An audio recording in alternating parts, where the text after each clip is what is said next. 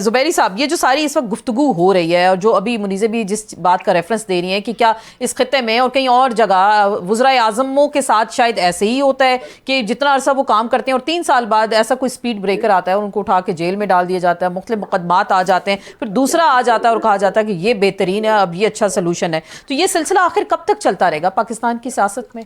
नहीं, हो सकता है मिलती है। और हमारे तो वजीर आजम को फांसियां भी हुई है। तुर्की में अदनान मेंदेरेस थे उनके वजीर आजम, उनके साथ भी इस तरह की उनको भी फांसी दी गई थी जब वहां भी फौज का पूरा कंट्रोल था।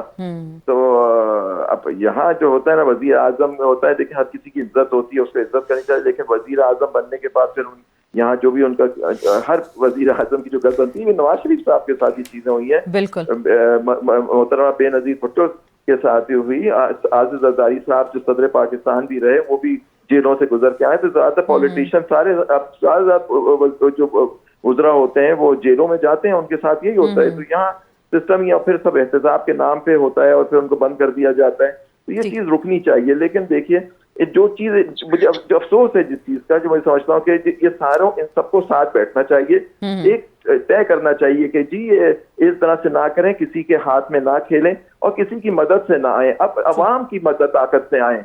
अवाम की ताकत आपकी होती है, सरचश्मा है आपकी ताकत का, और वही यही एक सेक्रेट ट्रस्ट है, यही हमारा आइन भी कहता है।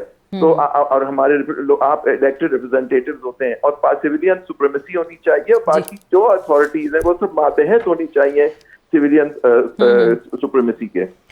तो ये जो अभी जो सिविलियन सुप्रीमेसी की आप बात कर रहे हैं, लेकिन अगर हम बात करते हैं सियासी जमातों की, उनको भी इस वक्त शिकायत है। पाशा साहब, अभी पीपल्स पार्टी ये कहती है शिकायत है, उनकी शिकायत वो तो खुद उनके हाथ में खेल रही है।